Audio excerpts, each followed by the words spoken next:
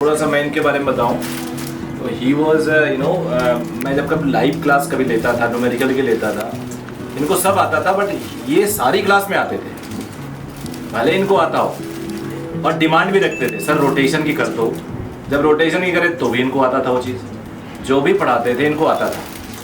मैं हमेशा ये सोचता था ये लड़का ऑल इंडिया टॉप कर सकता है यार, पर हर बार इसको बुलाने की कोशिश करूँ, सेंटर पे आके पढ़ लो, टेस्ट दे दो। सर सेला कोई में नहीं सेंटर खोल सकता। सेला कोई कह रहा है, सर सेला कोई नहीं टेस्ट हो सकता। तो हमने कहा यार घर पे ही तुम्हारे खोल दूंगा सेंटर में। तो इतना ये थोड़ा सा होम सिक बच्चा है, लेकिन कॉन्सेप्ट बहुत बढ़िया।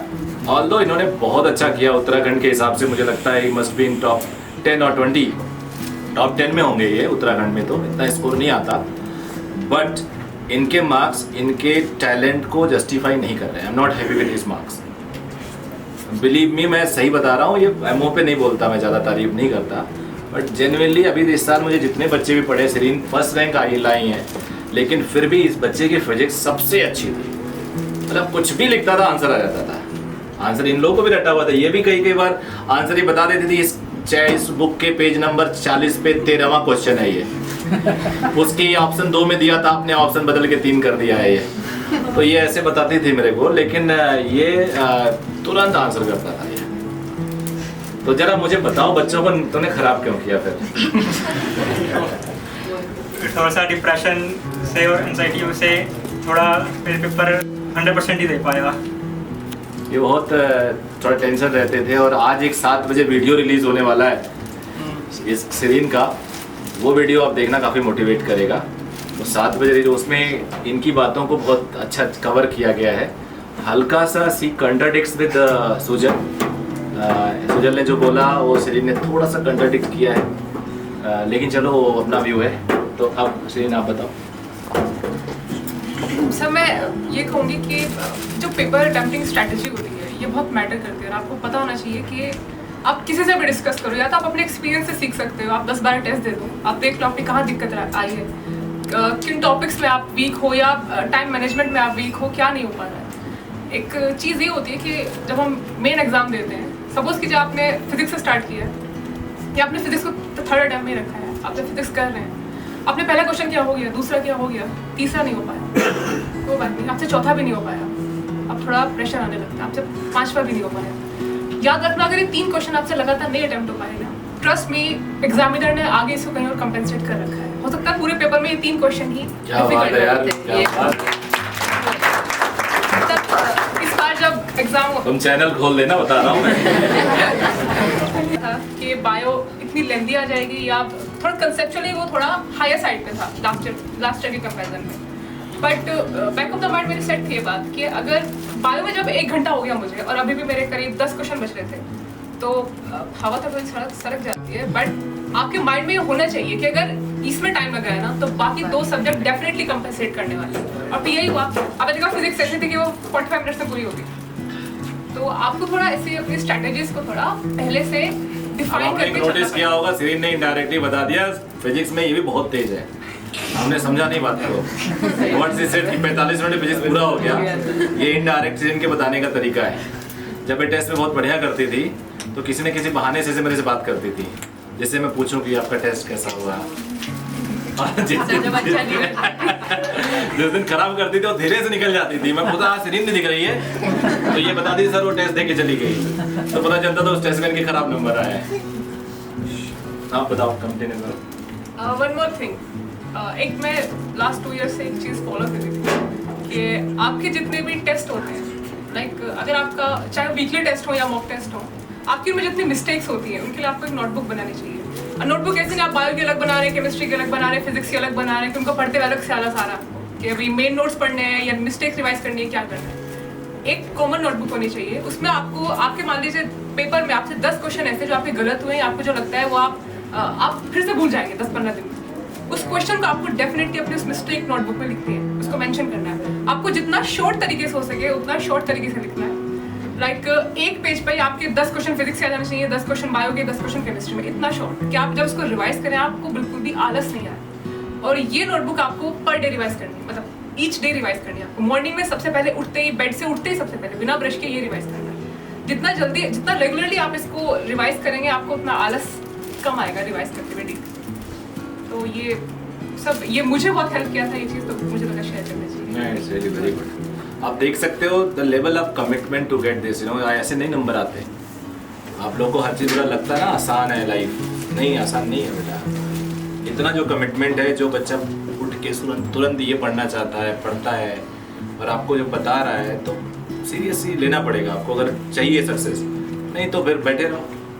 यू नो 18,80,000 बच्चों ने एग्ज़ाम दिया और उसमें से सीट्स हैं पूरे इंडिया में, प्राइवेट को छोड़ दो तो 50,000 50,000 सीटें सिर्फ, और बच्चे 18,80,000। एक बच्चे के लिए अवेलेबल सीट्स है 10,000 के आसपास, क्योंकि आपको ऑल इंडिया में मिलता है 15% कोटा और अपने स्टेट में मिलता है 85%। सो अगर 50,000 सीट्स है तो उसका 15% 7,500 हुआ। और अपने स्टेट में तुम्हारे उत्तराखंड में तो 550 सीट्स हैं, यूपी में मान लो 2,000 हैं। तो अगर यूपी के भी हुए तो भी आपको मिलेगा करीब अप्रॉक्स 1700-1800 सीट्स, 1800 मान लो, और ऑल इंडिया के 7,500।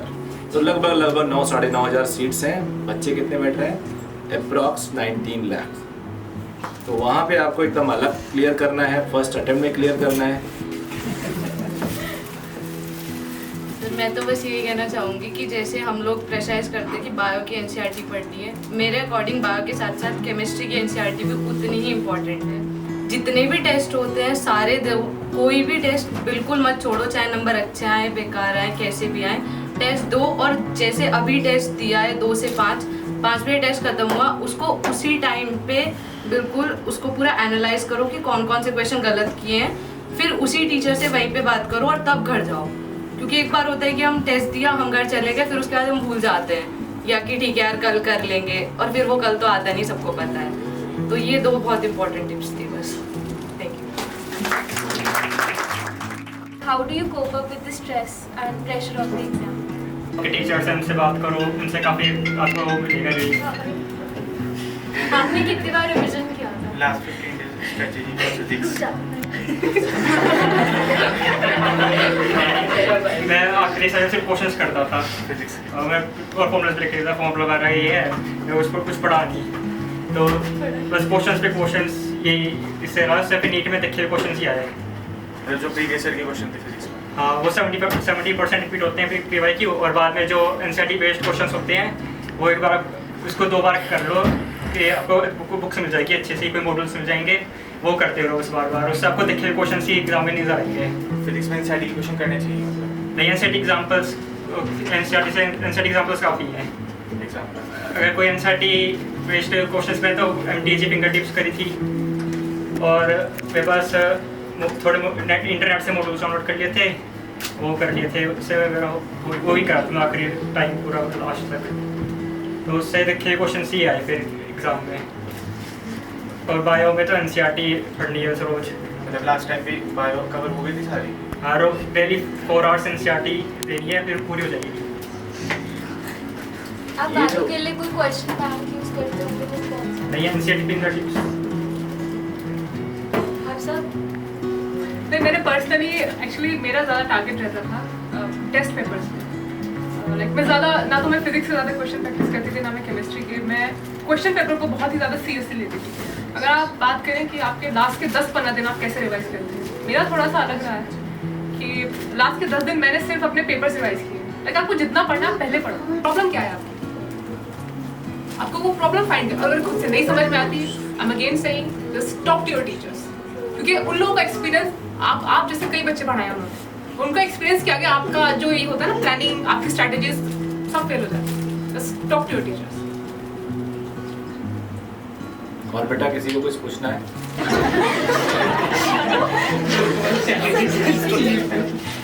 डिजास्टर सबसे बड़ी प्रॉब्लम वहाँ पर आ रही है। अगर आप जितना YouTube देखेंगे, जिसको हम टेलीविजन बोलते हैं, वो खतरनाक चीज़ है। आप कुछ चीज़ें समझ सकते हैं वहाँ से, पूरी चीज़ नहीं समझ सकते। आप बोलेंगे वीडियो लेक्चर का, तो वीडियो से हम कर लेंगे। हम लोग को नहीं लगता है कि वो लोग करते हैं जो 1-2 साल पढ़ चुके हैं। हाँ। और डिसिप्लिन्ड है। ये जो आपके सामने बच्चे दिख रहे हैं, अगर इन्होंने देखा भी होगा तो हाईली डिसिप्लिन लोग हैं यार ये।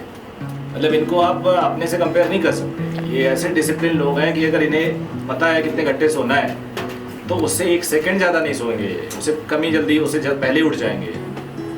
Now we have just analyzed the thing very minutely and precisely. If you are regularly going to watch the YouTubes, and it means that you are just skipping each and everything from you and your parents. On the one side, you are saying that yes, we are doing something in our room, but we know that you are doing nothing. हमारे साथ बहुत bitter experience, हमारे 8-10 बच्चे जो बहुत talented थे, जिनका selection पक्का था, वो चले गए, उनका सिलेक्शन नहीं हुआ। 600 प्लस के थे, हाँ। 600 प्लस आराम से आ सकते थे, लेकिन 400 में घूम रहे हो, वो शक्ल में दिखा सकते हैं कि उनको आता सब कुछ था, लेकिन यूट्यूब ले गया उनको। और कई बार आपका सिलेक्शन तो हो जाता है, आपके मार्क्स भी आ जाते हैं, लेकिन आपको एक्चुअल आपका जो लेवल है वो नहीं अचीव हो पाता। आप 610 भी स्कोर कर लिए, लेकिन हो सकता है कि आप थोड़ा और गाइडेंस में पड़े होते तो आपको 650 मिल जाता। और वो डिफरेंस इतना हैवी होता है, वो इन बच्चों से पूछो, इन्हें पता है कि इनके 600 अगर 20 हैं तो 640 होते थे, कितने बढ़िया कॉलेज में जम कर जाते हैं, फीस भी कम हो जाती है। अगर वो दिल्ली में जाएंगे, आई थिंक श्रीनगर मौलाना आज़ाद में गई तो इनकी फीस केवल 1,000-1,500 रुपये आएगा पूरे साल का। यार पूरे साल भर की फीस 1,000-1,500 रुपये है, और हॉस्टल भी ऑलमोस्ट, और इतने सारे स्पोर्ट्स एक्टिविटी, पता नहीं क्या क्या एक्टिविटीज़ हैं उस कॉलेज में। अगर वेबसाइट करके एक वीडियो बनाया था मैंने, आप हैरान हो जाओगे कितना सरकार खर्च करती है कि बच्चे 22-22 लाख रुपए खर्च करती है सरकार 1 साल के अंदर, और बच्चों को सुविधा कितने मिलती है? 3,000 रुपये, 2,000 रुपये, 1,500 रुपये। एम्स की फीस 1,200-1,500 रुपये पूरे साल। तो आप अगर अच्छा करते हो तो आपको काफ़ी ज़्यादा उसका कंपनसेशन मिलता है बाद में। तो कई बार टीचर जब चैलेंज करते हैं कि आप आओ एक टेस्ट दो, मैं तुम्हारे लिए स्पेशल टेस्ट बना रहा हूँ, तो भले 10 नंबर आए, 20 नंबर आए, पता तो चले वहाँ पे तो नहीं आएंगे 20 नंबर, फिर मेन एग्जाम में बच जाओगे। लेकिन अभी भागोगे तो वहाँ से नहीं बच सकते, वहाँ कुछ नहीं चलता, वहाँ केवल ब्रेन लेके जाते हो, और टफ ब्रेन लेके जाना पड़ेगा, नहीं तो आसान ब्रेन से वहाँ कुछ नहीं होता। दूसरी चीज ये है ना कि सर जी आप कर क्या रहे हो, सबसे बड़ी प्रॉब्लम है कि आप कर क्या रहे हो, अपने आप को जस्टिफाइड तो करिए कि हम कर क्या रहे हैं। अगर आप खुद का इवैल्यूएशन करेंगे तो आपको लगेगा हमें थोड़ा तो इम्प्रूवमेंट हो रहा है, हर रोज हो रहा है, 2-4 दिन बाद हो रहा है, 1 हफ्ते में हो रहा है। ये लग रहा है सीना बैठा हुआ है। इसके मार्क्स लास्ट में ये इतना परेशान रहा है, इसके पूछिए कि चाहे आपको जो कोई कैसा भी बोले, आप अपने टीचर्स पे कभी बिलीव मत छोड़ना, क्योंकि आप चाहे जितना भी प्रिपरेशन कर ले, आपके टीचर्स को ना हमेशा आप वो उनका जो एक्सपीरियंस होगा ना आपके, वो जैसे कि श्री ने बोला, आपके हर तरह की प्लानिंग के कंपैरिजन में उनका एक्सपीरियंस ज़्यादा बेहतर है। उतनी आपकी एज नहीं होगी जितनी वो जितना उनको एक्सपीरियंस है, जितना उन्होंने आप जैसे हज़ारों बच्चों को पढ़ाया। तो आप अपने टीचर्स पे कभी भी बिलीव मत छोड़िए। हमेशा आपको कोई डाउट आता है, कुछ होता है, आप हमेशा उन्हीं के पास जाइए बस। और जैसे कि विश्व ने कहा कि यूट्यूब वगैरह, क्योंकि कई बच्चों का ये होता है हम फिज़िक्स वाला से देख लेंगे, हम यहाँ से देख लेंगे, वहाँ से देख लेंगे। आप अपनी प्रिपरेशन में, आप इस इंस्टीट्यूट में आए हैं, आपने अपना, टू बी फ्रैंक, आपने अपना यहाँ पर मनी इन्वेस्ट किया है, तो इसका मतलब आपको यहाँ के टीचर्स पर बिलीव है कि हम यहाँ पे आए हैं तो एक मकसद से आए हैं, और आपको अपना वो एम पूरा करना है। तो ये यूट्यूब वगैरह जो अदर सोर्सेज हैं, आप वहाँ पे जाके अपने माइंड को कुछ नहीं करेंगे, सिर्फ डाइवर्ट करेंगे। अगर आपके पास ज़्यादा मल्टीपल सोर्सेज होते हैं तो एंड में आके कुछ नहीं होता है, बस हौच पौच होती है, कन्फ्यूजन होता है कि हम कहाँ से रिवाइज़ करें, कहाँ से नहीं करें। और जैसे कि सर ने बोला कि यूट्यूब से देखकर आप एक बार तो समझ जाएंगे। अब जैसे कि आप वीडियो देख रहे हैं तो कई बार कुछ बच्चों को ये होता है कि आलस आ जाता है, सोने लगते हैं। अब जैसे कि मिश्रा सर ने कहा कि सिर्फ जो बच्चे मल्टीपल टाइम्स ड्रॉप कर चुके हैं, जो बहुत सिंसियर है अपनी स्टडी की टुवर्ड्स, वो ऑनलाइन स्टडीज़ का मतलब सहारा ले सकते हैं। बट यूजुअली जिन्हें फर्स्ट अटेम्प्ट में क्रैक करना है, उन्हें अपने टीचर्स के मतलब हेल्प और सपोर्ट के सारे मतलब करना है। आप अपने मल्टीपल रिसोर्सेज के चक्कर में जाके अपने आप को डाइवर्ट मत कीजिएगा, वरना आपका नहीं हो पाएगा। फ्रैंकली ये है। दूसरा पॉइंट ये है कि आपको डाउट्स क्लियर करने।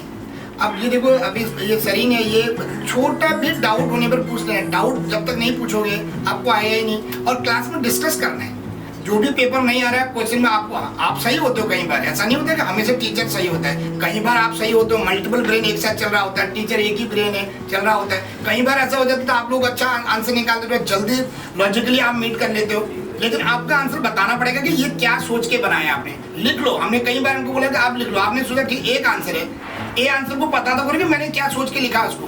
अगर आप सोचोगे ही नहीं उसमें कि भाई टिक कर दिया, वो टिक तो है ही नहीं। Quote your teachers. अगर आप अपने दोस्तों से पूछेंगे ना, प्रॉब्लम ये होती है वो आपके हम उम्र है, उनका भी दिमाग उतना ही चलता है जितना आपका चलता है। वो भी कुछ आपको 19-20 का सजेशन देंगे जो आप सोच रहे हैं। Just talk to your teachers. आपको 1-2 बार की झिझक है सिर्फ, उसके बाद सारी सिचुएशन खत्म हो जाएगी। Talk to your teachers. हर चीज़ का सोल्यूशन है उनके पास। और उनको, आपको लगता है कि उनको नहीं पता आपका क्या कैलिबर है या आप अच्छा कर रहे हैं बुरा कर रहे हैं, बट उनको सब पता है। जो आपको भी नहीं पता उनको वो भी पता है, वो बोलते नहीं है। टॉक टू योर टीचर्स, ये मस्ट है। में जाओगे फिर करो ये सब काम, घूमो, स्पाइक्स बनाओ बालों में, कौन रोकता है। लेकिन अभी नहीं होना चाहिए, अभी आपको फैशन हटाना पड़ेगा और एकदम डिवोशन जैसे बोला सेरीन ने करना पड़ेगा। अगर आपको चाहिए, नहीं तो आपकी लाइफ है, आप आराम करो, कोई दिक्कत नहीं है। ज़्यादातर लोग चाहते हैं कम लोग पढ़ें, कंपटीशन में सीटें इतनी कम है, तो चाहते हैं कि आप, कई दोस्त चाहते हैं बिगड़ जाए। सही बता रहा हूँ मैं। सबसे सर हमने ये एनालाइज किया कि सबसे ज्यादा मजे लेते हैं रिश्तेदार। मजे लेते हैं वो कोई भी रिलेटिव, ऐसा नहीं कि पड़ोसी, मतलब पड़ोसी रिश्ता नहीं, पड़ोसी तो कभी कभी थोड़ा ठीक भी करना चाहिए। जो दूसरे रिश्तेदार होते हैं, जो हमारे इंटीमेशन में होते हैं, वो बड़े मजे लेते हैं। वहाँ जा रहे हैं, अच्छा हमको बोलेंगे अच्छा बड़ा कोई बात नहीं, आप दूसरी साइड से बोल रहे होंगे, वो बहुत कुछ बोलते, वो एक चीज नहीं बोलते। तो रिलेटिव जो सर ने कहा एकदम सही है, वो आपकी मोटिवेशन होनी चाहिए। तो जवाब दे देखा नहीं, जवाब केवल रिफ्लेक्शन आपका मार्क्स होते हैं, ये नहीं कि आप पलट के जवाब देंगे। रिफ्लेक्शन केवल एग्जीक्यूशन होता है आपके मार्क्स। अगर मार्क्स आ रहा है तो वही सबका जवाब है। स्कूल में टीचर परेशान करता है, मान लो यहाँ हम परेशान करते हैं। आप रिफ्लेक्शन दे दीजिए, जब मेरा अच्छे मार्क्स आ रहे टेस्ट में, चुप हो जाएंगे, हम भी चुप, सब चुप। अगर आप बोलेंगे नहीं, आप बोलेंगे अरे बहुत बढ़िया हूँ, और मार्क्स आ रहे अप टू दी मार्क भी नहीं पहुँच रहे हो, किस बात के बढ़िया? या मार्क्स आएंगे स्टूडेंट के तभी वो बढ़िया है। और दूसरा पॉइंट, मार्क्स आएंगे तो टीचर भी बढ़िया है पढ़ाने वाला, ये तो बेकार टीचर है। अरे स्टूडेंट के मार्क्स आ रहे, किस बात का टीचर है भाई? वो भी तो शामिल है उसमें। इसलिए दोनों का जो आपका पैरेलल है, आप अच्छे हो, टीचर भी अच्छा है। कि आप बेकार हो भैया, आपके मार्क्स नहीं आ रहे, आप सिलेक्शन नहीं हो रहा है आपका, तो किस हम कितने बार ढोल बजाए बढ़िया टीचर, किस बात के बढ़िया टीचर है भाई? वो पैरेलल होता है, कभी भी एक साइड नहीं होता, हमेशा दोनों साइड चलता है। अब डॉक्टर साहब और मैडम कुछ प्रकाश डालना बताइए, फिर नहीं तो क्लोज करें। बोलो डॉक्टर साहब, कुछ थोड़ा और बोल दो। नहीं, जैसा इसने श्री ने बोला ना, ये एक टेस्ट को लेके इसकी जो साथ की फ्रेंड्स है ना, इसकी यशस्वी और वो तन्वी, ये इसको कमेंट करती थी क्या पुराना पेपर लेके आती रहती है, डेली उसी को डिस्कस करती रहती है। ये एक पेपर को सब 5-5 बार लेके आती है, रियल है। जब तक उसका एक सिंगल लाइन इसको डिस्कस नहीं कर लेती थी, नहीं मानती थी।